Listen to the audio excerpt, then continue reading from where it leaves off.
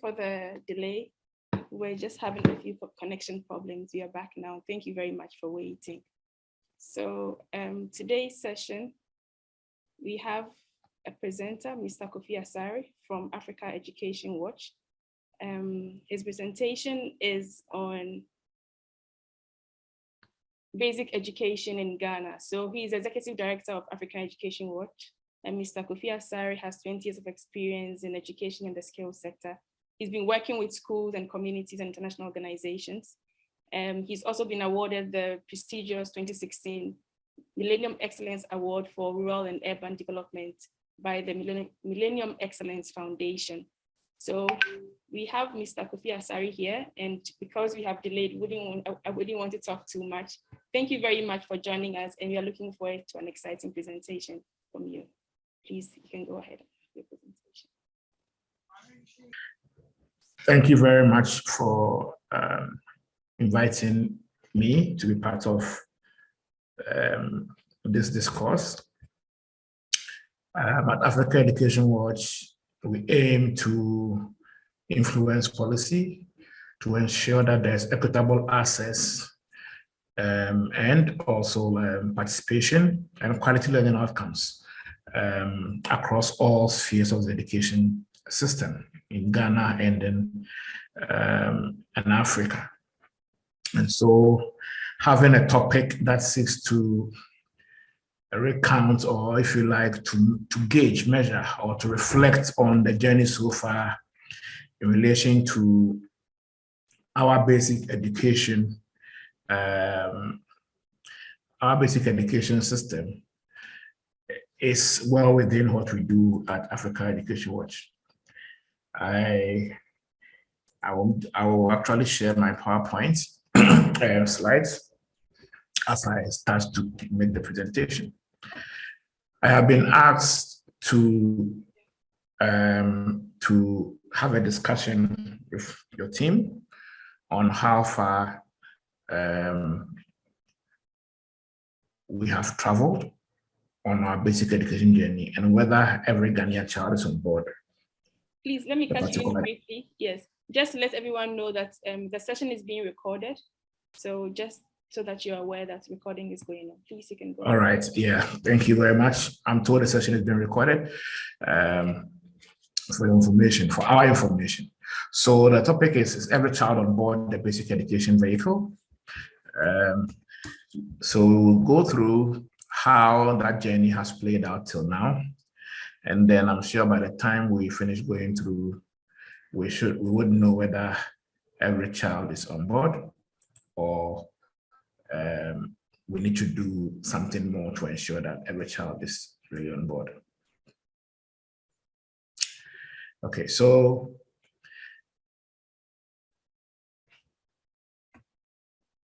the outline of my presentation includes having a discussion on the constitutional provision that ensures that every child obviously should be on board the basic education journey. The policy implementation policies that have been implemented since Ghana committed to free compulsory universal basic education in 2005. And then we'll take a look at the equitable access indicators to find out where we are, to what extent are we expanding the frontiers of education, and to what extent is basic education being inclusive. Between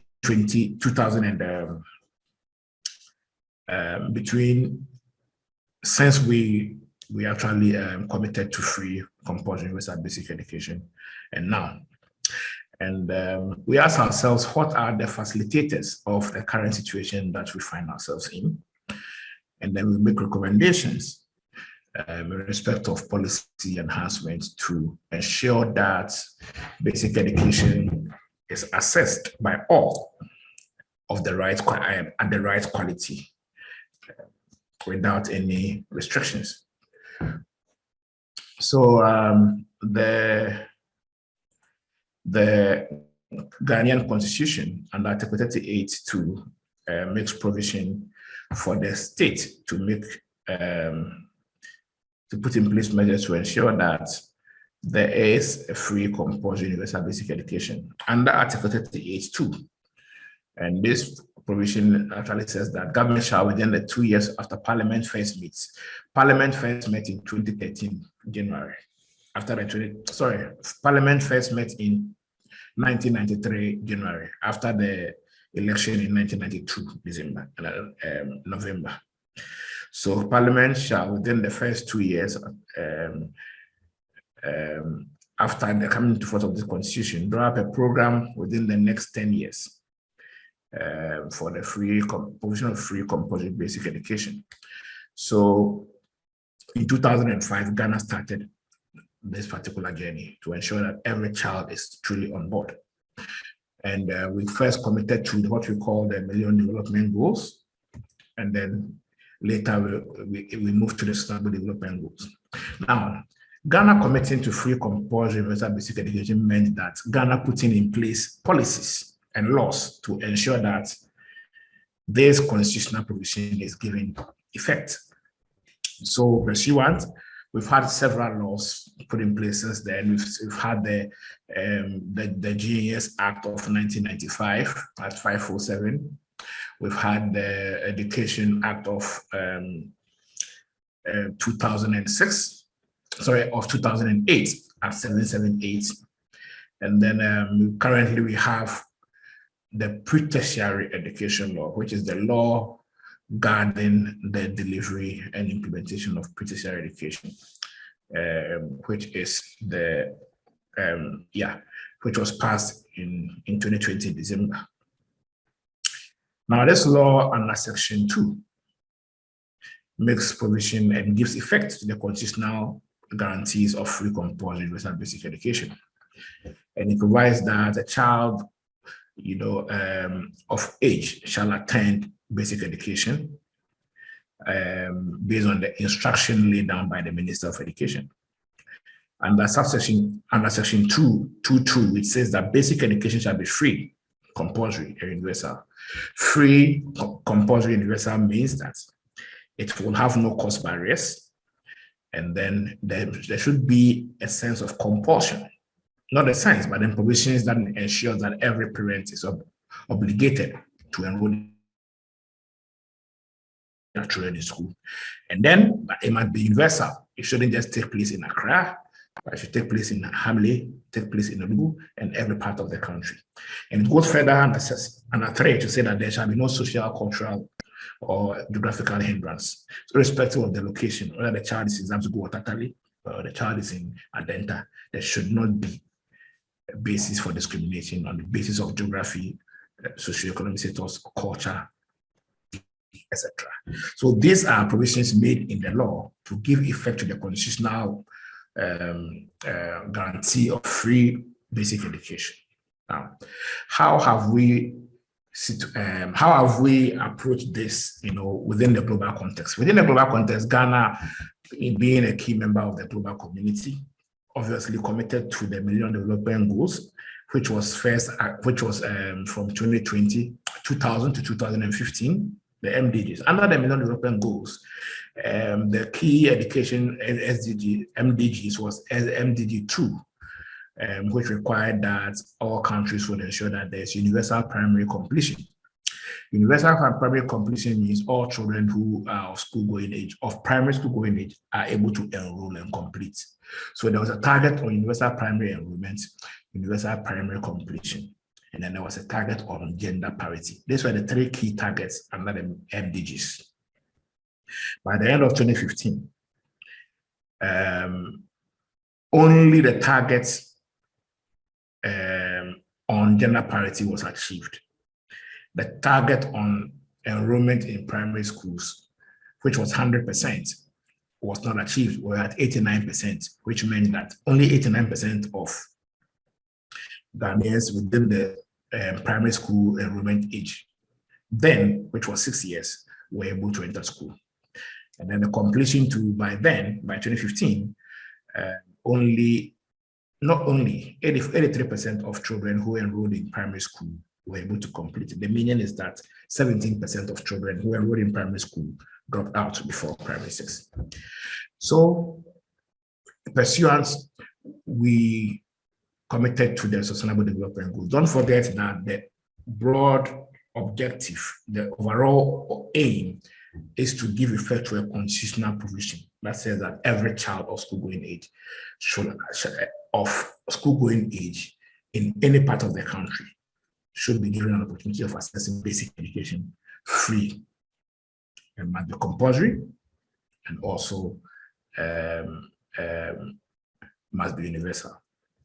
So in 2030, we're committed again to the Sustainable Development Goals. The targets in the SDGs are not too different from the targets in the MDGs. Virtually an extension of the targets, okay, of the deadlines, more or less. So what has been happening since 2015 when we committed to the SDGs? I see this time as very critical in having this discussion with our audience, in the sense that we are virtually halfway through the SDG journey. The journey to the SDG started in 2015 and will end in 2030. It means that we are just at the midpoint towards the SDG finish line. So let's look at the policies that government has been implementing to ensure that we achieve the constitutional objective, we achieve the policy, the legal objective, and then we are also gravitating or meeting the targets set out in the Sustainable Development Goals. The policies put in place, key of which includes the capitation grants, ensuring that children, when they attend basic school, do not have to pay fees. So the capitation grant was introduced to replace school fees, so that schools will use the money to run the schools. Head teachers will use the money to run the schools. Government also has been pursuing teacher training and deployment programs. Since 2005, government has expanded the number of colleges of education. We have expanded intake from about 5,000 to 6,000 teachers entering training colleges, then to now where we are having close to 20,000 enrolling in training colleges, now called College of Education. In those days, it was a post-secondary institution training teachers in Certificate A. Now they have now been metamorphosed and upgraded to tertiary institutes, producing teachers with bachelor's degree, all to enhance capacity of teachers. So teacher training has been critical. Teacher training policies have been critical. And then teacher deployments, i.e. the GES embarking on deliberate policies to ensure that teachers are deployed to all corners of the country to ensure that the universality of free compulsory education is achieved. Ghana government also introduced a school feeding program sometime in 2016, appreciating that nutrition was key, in cognitive development and the learning process in the classroom. Also appreciating that poverty was real, and poverty affected the ability of families to give their children good nutrition before they came to school. We introduced a Ghana school feeding program within the African Union's, within the context of the African Union's Food for All program under NEPAD. And this program presently takes care of about 3.4 million children, close to 50% of the total number of children in our basic education system. Okay, and it has had an impact on enrollment. Infrastructure and retention. Infrastructure expansion. Government has been deliberate in deploying policies to ensure that schools are constructed in areas where there are no schools, and also schools are expanded in areas where schools have been oversubscribed, or population growth has overtaken the capacity of public schools. One of such programs was the elimination of schools under trees, and that was implemented by government sometime in 2012, 2013, 2014. Free school uniforms, free exercise books were introduced in our basic schools until 2016 or 2015 when they were cancelled. Unfortunately, when they were cancelled, they were reintroduced in senior high schools. Both free senior. So now senior high schools enjoy free uniform and free textbooks, free exercise books, while basic schools do not have access to free uniforms and free exercise books. Provision of textbooks. Government over time has provided textbooks to schools at the basic level as part of its commitment to ensure that not only is education free and compulsory and universal, but then teaching and learning is of quality and learning outcomes are consistent with the minimum standards required internationally. To ensure that there's accountability in the delivery of basic education, government over the years have established SMCPTs, as school management committees and parents association, to serve as the local watchdogs of our schools, policing how schools are managed, ensuring that teachers are accountable to the community, taking ownership of the school, and then participating in the management of same. So that is for SMCs. And then also, quite recently, we have a project called a Gallop. It's actually a project being implemented by the Ghana Education Service and the Ministry of Education and other agencies in the education sector, targeting enhancement of learning outcomes, improvement in learning accountability, teacher accountability, and teacher capacity within the basic education system. Gallop is a $218 billion intervention that government has rolled out for the past 2 or 3 years to strengthen accountability within our educational system and improve learning outcomes. So Gallop is a Ghana accountability and learning outcomes project. Now, so these are the policies that have been implemented, and huge resources have been invested to ensure that we achieve policy success. As practitioners within the policy space, we all know that when policies are implemented, the aim of implementation is not to achieve outputs, but the focus is to achieve outcomes. Policies must impact socially and must generate, sustainable policy outcomes and outputs. So we're going to see how the implementation of all these beautiful policies has impacted on equitable access into it, and then perhaps look at just one of the quality indicators, and then look at where the gaps are and make recommendations for improving equitable access and also enhancing quality. The first is kindergarten enrollment. As I mentioned, it is our aim to ensure, government aim to ensure that every child of school going age is in school. According to the Ghana Education Services enrollment policy, at age 4, every child of school going age must be in kindergarten 1. The target is that by 2030, all children aged 4 are enrolled in kindergarten 1. As of 2020, the latest reliable data, and all the data I'm using are from the Ministry of Education. And if all the data are from the Ministry of Education, the only ones that are not from the Ministry of Education will be indicated. But the ones unindicated are from the Ministry of Education's Education Management and Information System. So as of 2020,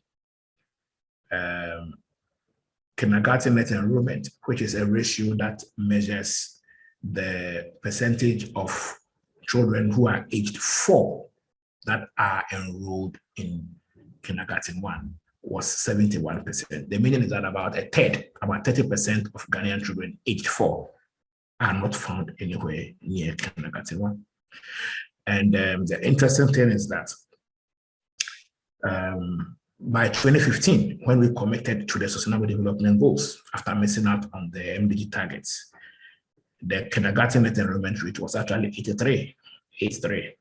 So between 2015 and now, we have been declining, and we are now at 71, instead of gravitating from 83 towards 100%, which is the target. That is how we are faring on the target of enrolling children who are of basic school enrollment age, which is age 4.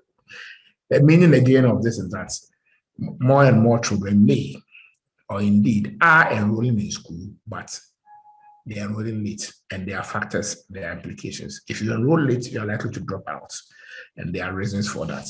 But the target is net enrollment, and we are nowhere near there. It's not likely we are going to achieve a target by 2030. The second target is KG net, junior high school net enrollment. This is Ghana's basic education system as you know already, it's segmented into three: KG, primary, and junior high school. So whenever I say basic education, I'm talking about the whole gamut, the whole cohort. I mean, the whole amalgam of the three. Okay. So another target is to ensure that by 2030, all children who are aged 13 are enrolled in junior high school 1.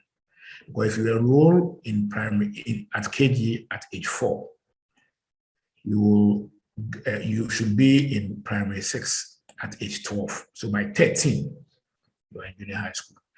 So the age appropriate enrollment, the target is that we are ensuring that by 2030, 65% of Ghanaians age 13 are in junior high school 1. The target for 2020 was actually 55. But in 2020, we were at 46. So it means that by 2020, we had made the target for 2020 by about about 8 percentage points. And if you look at the trend, if you see the trend between 2015 and 2020, you realize that net enrollment ratio at the year level has been erratic and highly on the decline. Apart from 2015-2016, where it increased from 49 to 50%, since then, it's been on a decline from 50. In 2017, it came to 49, and we are now at 46. So the trend does not suggest that we are going to meet the target by 2030, even though it is not impossible. Note that all these indicators indicates or gives us a sense of exclusion in our educational system at the basic level. And you'll begin to have an idea about who are those who are left out. Now, one critical indicator within the equitable access space is what we call the primary to junior high school transition rate. Because our primary schools are detached from our junior high schools, there's an issue with transition.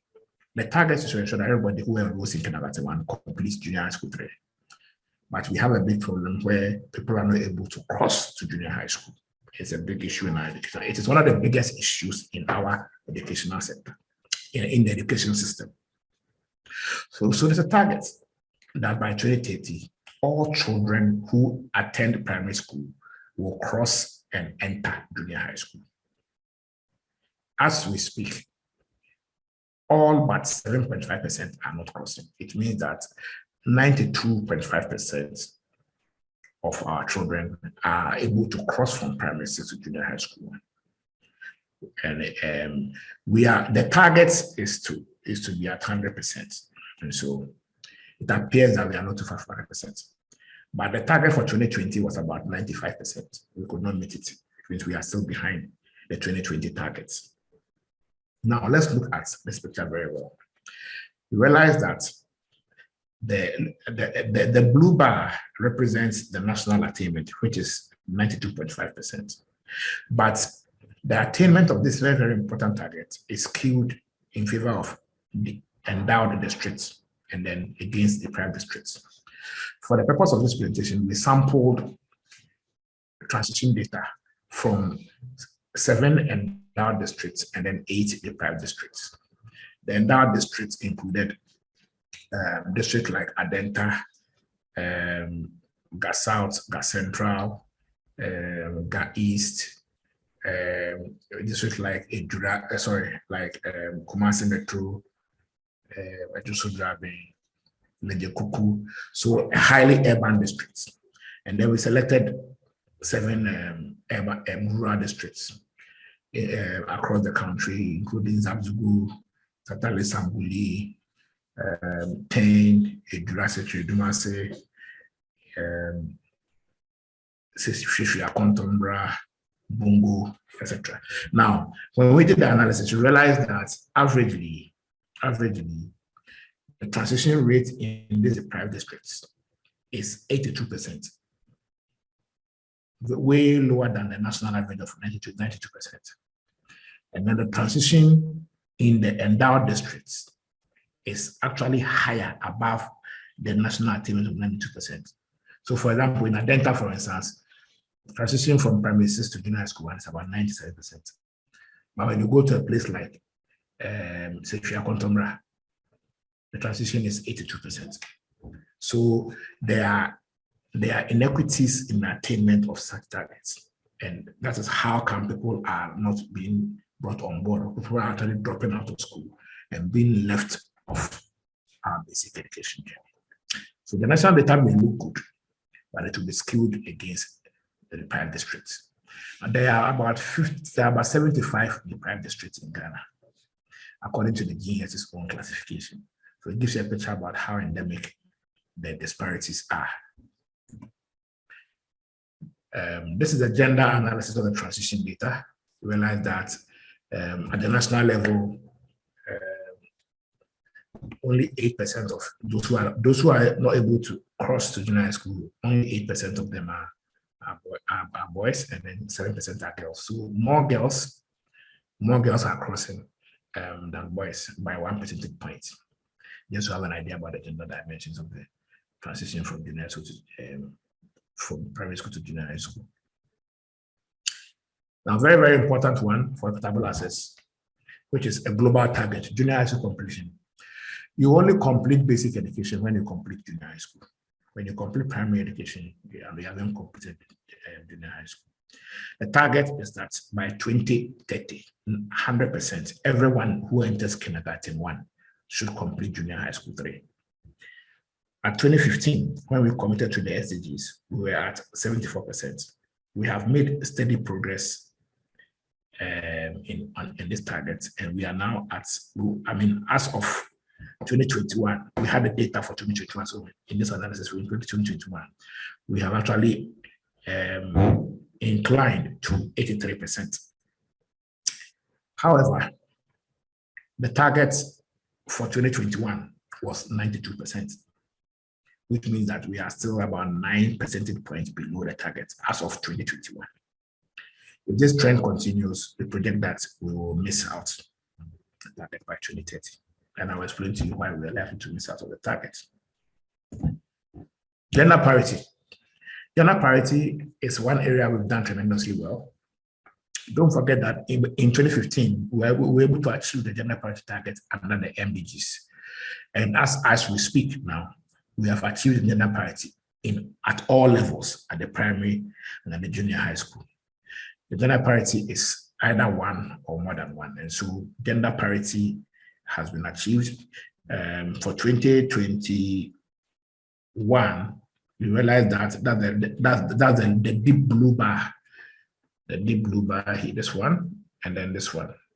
That's the 2021 attainment. We've achieved gender parity. It means that the ratio of girls is equal to the ratio of boys in school. In some districts, there are more girls than boys. That is significant and remarkable. Kofi Asare, Now, sorry to cut you in, but in the interest of time, we'll kindly ask that you try and wrap up in the next 5 minutes so we can do a brief discussion. Yeah, I'm actually wrapping up. Thank you. So we look at infrastructure, which is key. And align all this is the state of infrastructure, because if infrastructure is not available, you're not going to get people in school. You are not going to get everybody on board your journey. And the situation as of now is that about 5,406 of our schools are taking place under trees and sheds. And there's a huge infrastructure deficit between junior high schools and primary schools. There are 4,000 primary schools that do not have junior high schools. And that is why you are seeing a gap in primary junior high school transition. And that's why you are seeing that people are not completing junior high school. Because about 4,000 primary schools do not have junior high schools. When they complete primary school, they have to walk for long distances, sometimes 10 kilometers to the next junior high school. So they may enroll, but the distance will not let them complete. That is why we have the challenges in the deficits in equitable access. So the infrastructure doesn't look good. On slide 13, I'm told my time is up. I have 30 slides, so I'm going to rush through. I didn't know I had only 15 minutes. I'm going to rush through. So that's a picture of some of the schools that we did our most recent study in. This is in Zabzugu. Now, one related indicator is the student to sitting ratio. If you go to the classroom, you have to sit on the desk. We have a serious problem with desks. As we speak, 40% of our basic school students do not have access to desks. In a district like in Kwanta and Zamzugu, where we did a study last year, we realized that if you look at the graph, we realized that about 24% of students were actually sitting on stools. You have about 10% of students standing in Nkwanta South and 5 standing in Zamzugu. You have 22% of students sitting on stones in Nkwanta and about 12% sitting on stones in Zamzugu, etc. Only 60% had access to shared desks in Zamzugu, and then 35% had access to desks in Nkwanta. So it tells you that even though 40% of our students do not have access to desks, and I'm not saying one person per desk, using the dual desks to do the analysis, 40% still do not have access to desks. It is worse in the private district like in Zamzugu and Tatale and then in Nkwanta South, etc. So how does this play out in urban areas? In urban areas like in Adenta or in where we are, Ayawaso West, realize that over the years, there's been a very, very slow growth in public schools. Government is not investing in building schools in urban areas. Government has relegated that duty to the private sector, which is not good. So if you, since we committed to the Sustainable Development Goal in 2015, realize that the growth of public school, of private schools has increased from 33% as a percentage of number of schools to 42%. Private schools have therefore grown by 60% in the past 7 years. In that same past 7 years, public schools have only grown by 12%. If you go to a place like Adenta, 93% of all the schools in Adenta are private, and Adenta is a lower middle class settlement. So if you are an urban poor in Adenta and you want to go to school, there are only about 17 schools there. You definitely have to look for a private school. If you don't have money, you become an out-of-school child. And that is why as at now, 400,000 children are not in school, both in urban and then in rural communities. So all this is the outcome. The outcome is that if you look at our BEC performance, in 2015, the BEC pass rate was 77% in 2015. The BEC pass rate was 7%, 77%. By 2021, it had declined to 75%. The trend has been on a decline from 77 to 75, 75, 75. It went up into 76 and then back to 75. So it means that even though we are implementing a lot of policies, it is not impacting positively on learning outcomes. If you do the analysis of the BEC by deprivation, you realize that the endowed districts, the pass rate is 82% in the endowed districts. And in the deprived districts, it's actually 60%. So even though we are doing 75%, in endowed districts, it's 82%, in deprived districts, 60%. The last learning outcome I want us to talk about is the literacy and numeracy in our schools. According to the World Bank, recently launched country profile for Ghana, 80% of our children cannot read and understand a simple story by the end of primary school. This is a 2022 thing. So in conclusion, we know that the outcome of implementing all these policies has been that we have enhanced gender access, gender parity in education, but we have poor equitable access, poor primary junior high school transition, poor junior high school completion. There's a rural-urban divide in quality. Exclusion of education in urban areas for the urban poor is increasing. Our learning outcomes are declining. We have high number of out-of-school children, and there's a widening infrastructure gap. What must be done?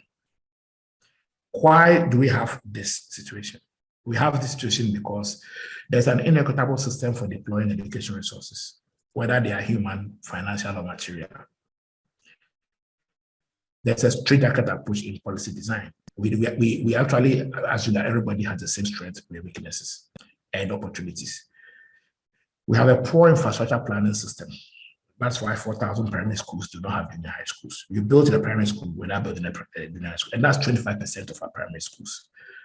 And also the poor planning and investment, low investment in infrastructure is manifesting in the presence of 5,400 schools taking place on the trees or shares. Declining investment, poor policy coordination, and poor accountability. These are the reasons why, even in spite of the policies being implemented, we are still not achieving free compulsory universal basic education for all. So what can we do? There are 10 things we can do. The Ministry of Education, we have recommended, we have to develop a purposive institutional framework. You see, there's already an inequitable baseline, and so you cannot assume that everybody is equal and deploy capitation grant of 75 of 10 Ghana cedis per head to everybody, whether you're in Zabzubu or you're in Accra. No. We must have a framework for deploying education policy, which appreciates that some districts are deprived, so they must receive more than the others. Second is that we must have an infrastructure plan that takes into cognizance the deficits between primary schools and junior high schools, and also the deficit between cages. About 400 primary schools do not have cages, so deficits. And then have an infrastructure plan that takes into cognizance urban population growth especially, so that you don't have the same number of schools in Medina for over 20 years. It doesn't work like that. When it happens like that, you exclude people who are poor in urban areas who don't have money to go to private schools. You exclude them from basic education. Underlying all this financing, the percentage of the national budget that goes to education keeps reducing. In 2012, about close to 6% of our GDP went into education. As of now, less than 4.6% of our GDP is going into education. It means that we are not investing more, we're actually declining the percentage of our resources that we commit to education every year. So we think that the Ministry of Education must work with the regional coordinating councils to strengthen the coordination of education policy in the regions and in the districts, because that's the work of the RCCs, policy coordination within the medium-term plans. To ensure that we have teachers, and because I skipped my slide, you didn't see the slide on teachers, but we have more teachers, we've trained more, but we have more teachers than we need, about 8,000 or so more, 5,000 more teachers than we need. But we still have about 1,500 empty classrooms in the private schools. No one wants to go there. So MOE, the ministry must redesign school infrastructure and ensure that before any school is built in any of the 75 deprived districts, the school design must come with teachers' accommodation. Other than that, no one will go and stay there.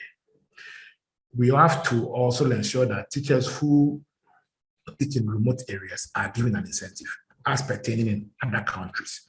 It is not conscionable to expect that a teacher who teaches in Medina, who lives in the luxury of an urban community with all the opportunities for socioeconomic advancement and also capacity building, occupational progress, will take the same salary as one who has been transferred from Medina to go and teach in Yokukru, into where there's no internet and there's no light. And so we must have a 20% allowance for rural teachers, as was prescribed by Anamwa Mensah about 15 years ago, but is yet to see the light of day. We must redistribute SS teachers. Adenta alone has over 200 teachers that are surplus to their requirements. Meanwhile, other districts like Zabzugu require about 180 more teachers or 200 more teachers. We must redistribute existing teachers instead of continuing to employ more, especially in areas that we don't need. We must build awareness and strengthen the capacity of PTAs to demand accountability from the schools so that whatever investment we do, we will see value for money in terms of learning outcomes at the community level. Capitation grant delay is a commonest thing in Ghana. We must put in place a mechanism to ensure that the source of funding capitation grant is changed, because the consolidated fund will keep delaying and we will have a situation where the grant arrives after the end of the academic year. It will affect teaching and learning. The last two recommendations is that the GES must strengthen teacher accountability. Merely deploying teachers, training them, does not ensure that they are producing or they are actually teaching and teaching well. We need to strengthen monitoring, supervision of teachers to ensure that they produce the desirable learning outcomes in the teaching process. And obviously, we give them the resources they need. The last one is that government must fast track the provision of textbooks for basic schools. Again, because I rushed, I had to skip that slide. But that slide would have told you that in 2015, 50% of basic school children had the full complement of textbooks. That was when we started the Sustainable Development Goal journey. As of now, 0% of students in public schools, basic schools, have access to textbooks. So the Ministry of Education must fast-track the provision of textbooks for basic schools. This is the end of my presentation. Thank you very much for the opportunity and your attention. Thank you very much, Mr. Kofi Asare. Sorry we had to rush you, but because we are already far behind time, now it's 3 p.m. and we should be closing by now, but I'm hoping that our participants would be kind and stay about 10 minutes more for us to have some of the have discussions around the presentation.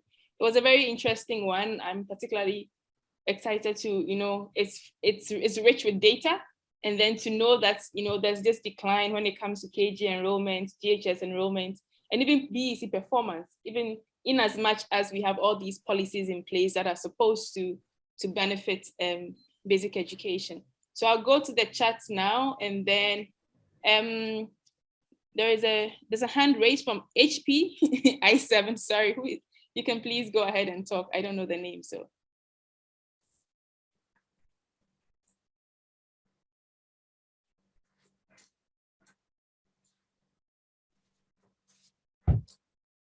Who has a hand raised, please?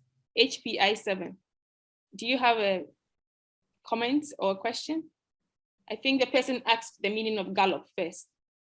I think I explained that. That's a Ghana Accountability and Learning Outcomes project. Okay. Are there any hands raised? Are there any other comments?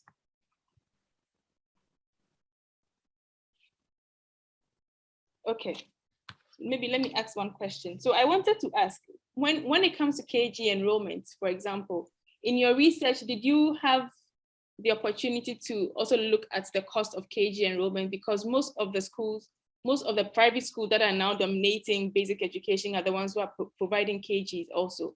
And I know, from my own understanding is that most parents are finding it to be very expensive when it comes to, these childcare and KG enrollment because of food and other things. So I don't know if you had the chance to yeah. do any. The reason why about 30% of our children are not, our children age 4 are not enrolled in KG is because the population is growing at an urbanizing rate. Population of Accra, Greater Accra alone has increased by 35% between 2010 and 2020. And you realize that the growth of kindergartens in Accra in the public sector is virtually stagnant. So all the increase in KGs in Greater Accra is in the private sector. Now, because the cost of accessing KG education averages about 1,000 cedis a term, it is difficult for the urban poor to access kindergarten. So rural migration is leading to increase in population in Accra and Greater Kumasi, but the poor are unable to access KG because there are we are not adding to the number of public kindergartens. If you go to the rural areas too, the situation is not helping, even though net enrollment is higher in the rural areas than in urban areas. The issue with KG in the rural communities is also the fact that there are very little opportunities for private sector participation in most of the communities. So unlike the rural urban areas where the KGs are there, but they are private and unaffordable to the urban poor, in the rural communities, you don't have a lot of KGs in the private sector. So the absence of a KG in the public sector means that the child will wait and enroll in primary 1 at the age of 6 or sometimes 7. In that case, you've missed 2 years of your education, and it will affect your learning process. Yeah, so those are the two dynamics. Okay. But I think we've gone far because now the bridge, the gap is about 400. There are about 15,000 primary schools and about 14,600 kindergartens. So there's 400 more. But largely the primary schools are not enough. So we need more primary schools, we need more KGs, and we need more junior high schools. Okay, thank you. Antoinette, please, you can go ahead with your question. Okay, so thank you very much, Mr. Jones. I think, Mr. Kofi Asare, this is a very brilliant and educative presentation.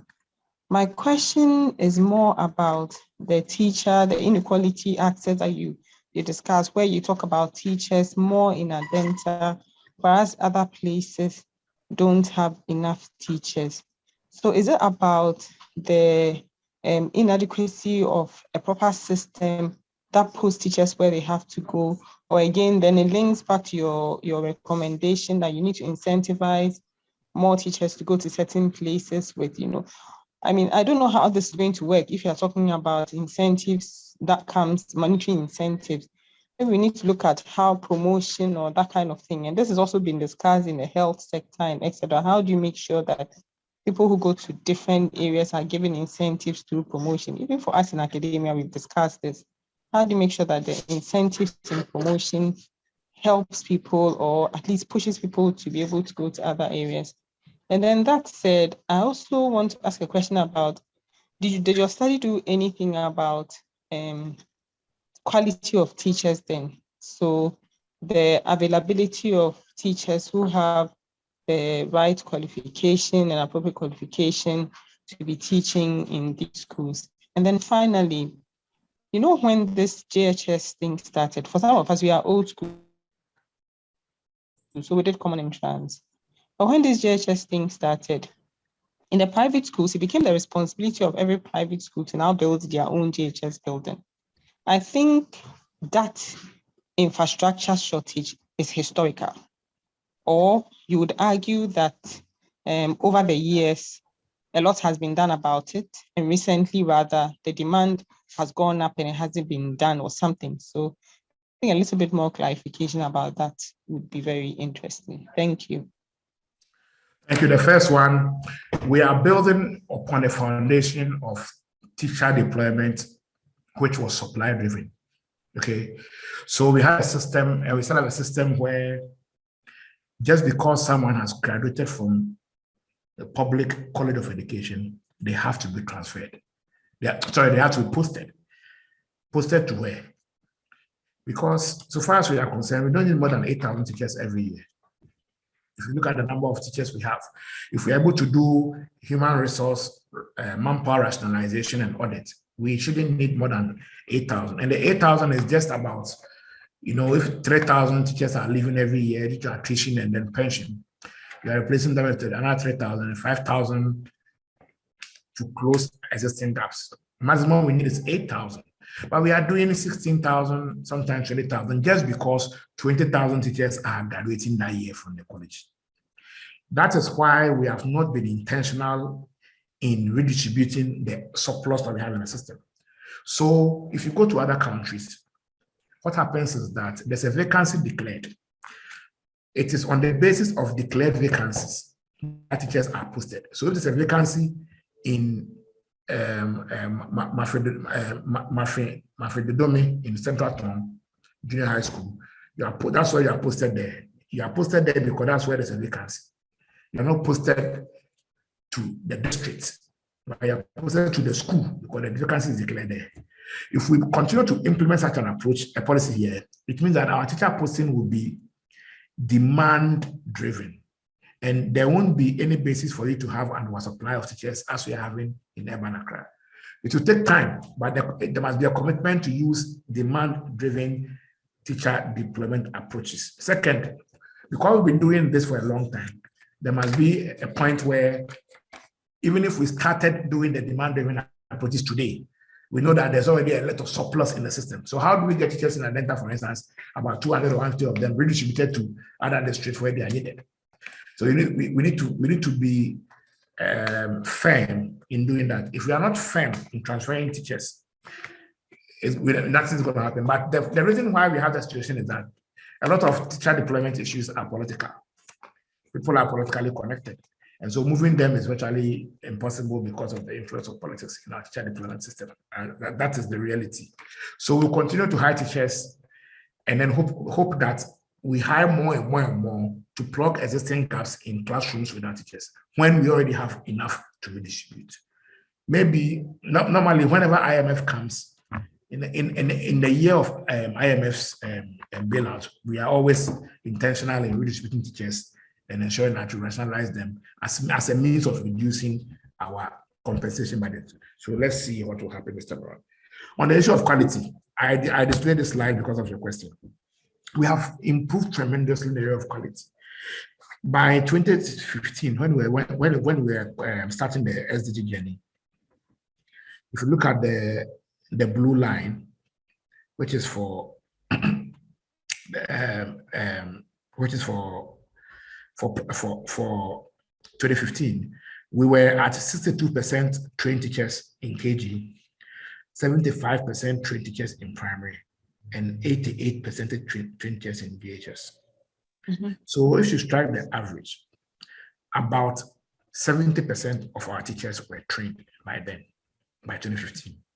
As we speak, we are at 97% trained for junior high schools, 96% trained for primary, and 92% trained for KD. It's one of the highest in the sub-region.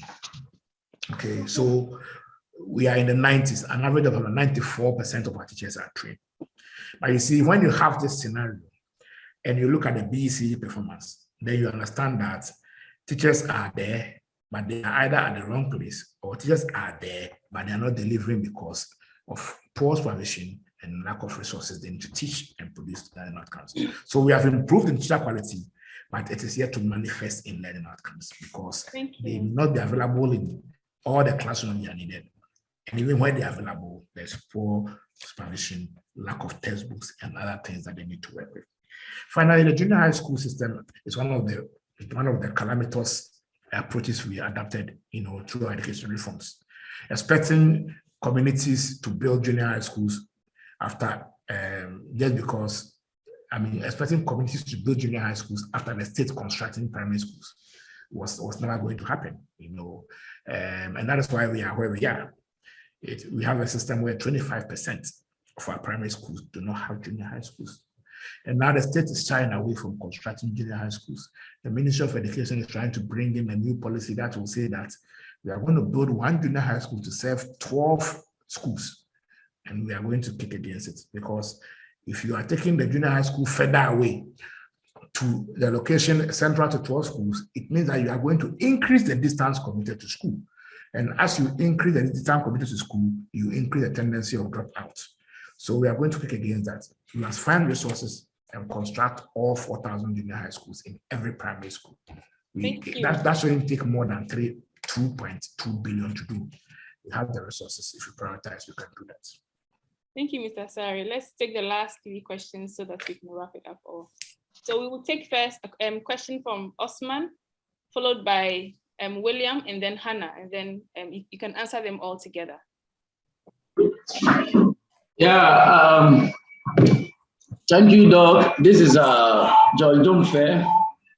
My internet is not helping me, so I joined Mr. Osman. Yes, Mr. Presenter, let me thank you very much for the presentation. So my very first question had to do with when you made a claim, and I'm sure the facts are right, that expenditure on education as a proportion to GDP has been declining over the years.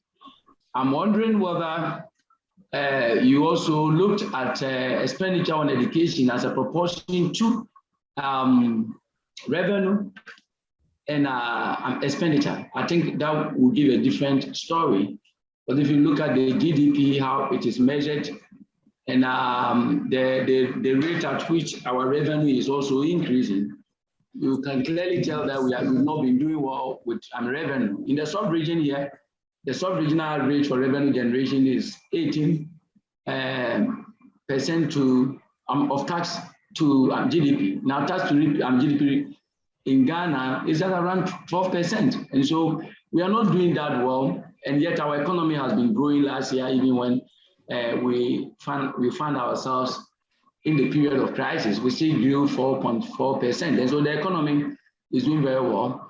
But my understanding is that expenditure on education as a proportion to revenue should be going up. If you look back to see the recent expenditure on infrastructure and also the free SHS and all that, it's clear that we may be doing better on that. Another point that you made that I was struggling to understand, maybe I didn't understand where you were coming from. I think it was a recommendation when you were trying to look at, suggest that when they are making allocations for the school feeding, they should look at, it should be district specific. And so those with needs may need higher, and those that districts that are not poor may need something lower. I have a little bit of challenge with that, because I do know that it doesn't matter where the school is. When we are selecting schools to benefit from the school feeding system, we don't do it according to the poverty situation of a particular school, of a particular district.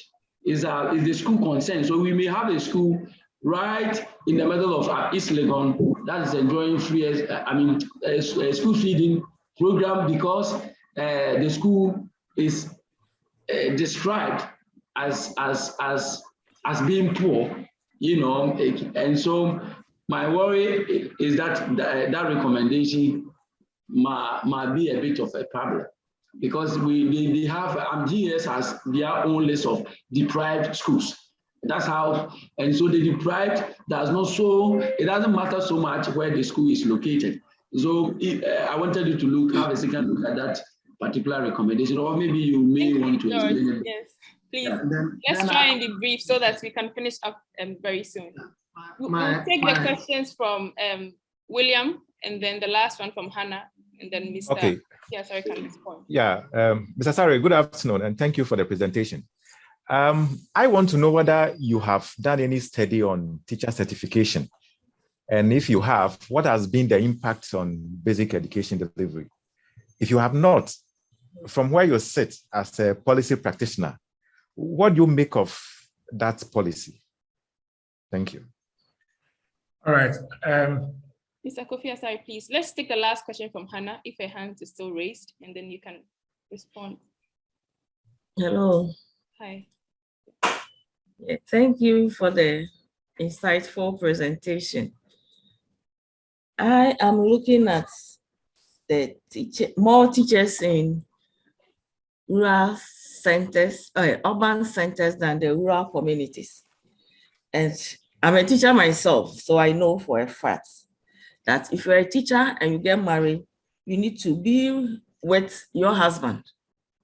So even if you are in a village, you'll be relocated to where your husband is. I think one of the issues is marriage. So if you can delve into that for further interpretation or impacts, why we have more the teachers. And the second one, I think, is further studies. Everybody wants to move ahead. And if you are in a village, there's no electricity, there's no light, there's no nearby school that you can even go for an evening classes to upgrade yourself. So they'll revolve around the capital city so they can have further studies and be progressive. So I think these are the issues we need to look at and interrogate further as well. Thank you. Thank you very much, Hannah. Mr. Fiasari, please, can you respond to these in under 5 minutes for us? Thank you. Where you who are doing your time, we are not going to discuss that thing. I'll just be listening and we go. CSPS, you don't have time to discuss policy. We have time to discuss. It's just because we gave an hour and we were not able to start on time. So we can't discuss policy now. Can't discuss policy like that. Anyway, but please go ahead. Okay, so the last one, yes, is one of the major causes, the spousal posting policy, where you'll be transferred to your spouse. I don't think that policy is a progressive one. I'm being honest with you, because if everyone is going to get a posting to where their spouse is, then no one spouse will definitely be living in Tintimshe or in Kofi. No one spouse will be living there. Because those people who come from that community, they will not even make it to College of Education and intermarry or whatever. So it is one of the reasons why we have the over concentration. Yes, we are aware, but it is not a progressive policy because it doesn't allow for rationalized, distribution of teachers.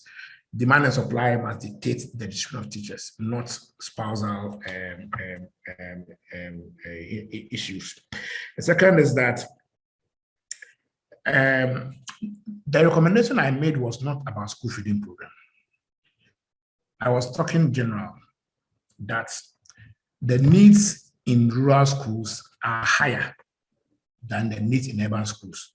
So when we are deploying education policy, we must have a separate approach for rural schools, or if you like, schools in the 75 deprived districts, and then a separate one for the endowed ones.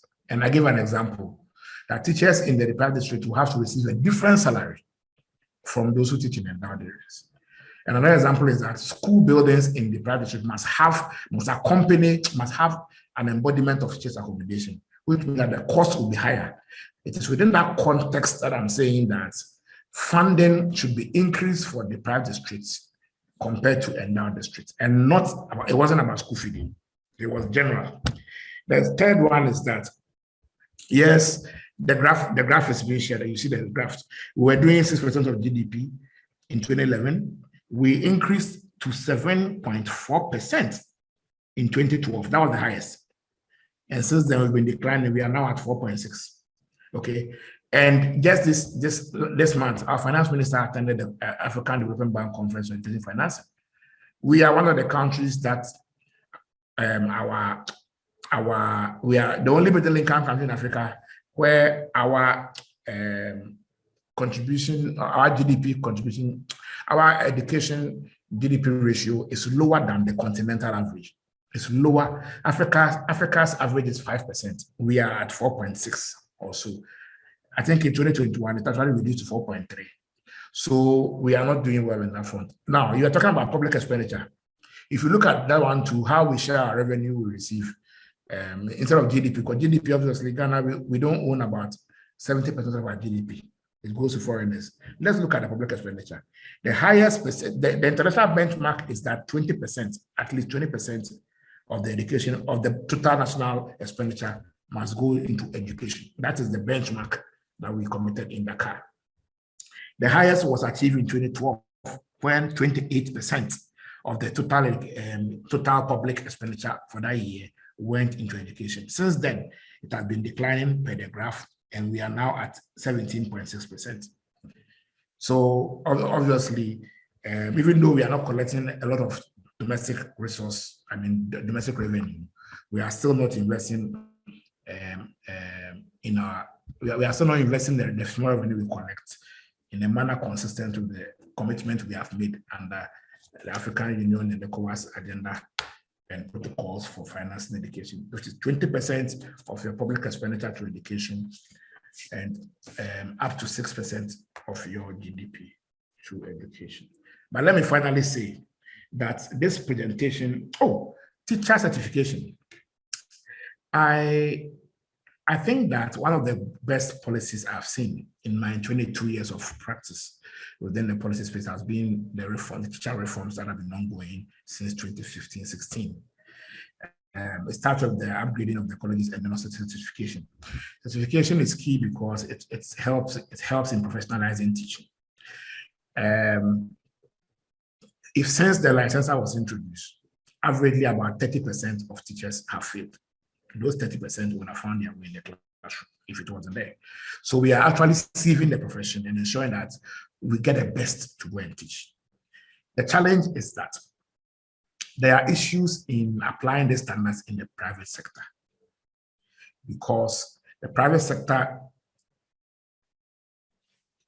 about 70% of schools in the private sector are low fees private schools.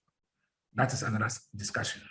Okay, but because they are low fees private schools, they do not have the muscles to employ certified teachers and pay them in line with how much government pays them. average salary for such low fees private schools about 500 to 600 Ghana cedis. Even though they are recruiting a lot of students, enrolling a lot of students in urban areas.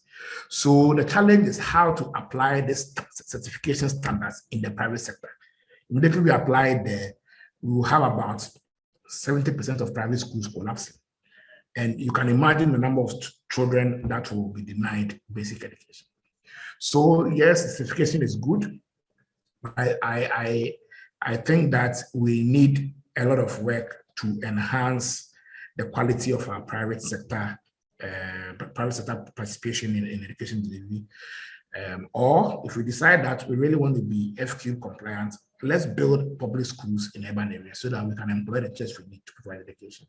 But I think the certification generally will enhance the quality of teaching, provided that the certification, the teacher after being certified will go to the classroom and get the needed tools to apply the pedagogy. In Greater Accra, our last research we did, in Greater Accra, the average class size is more than 65.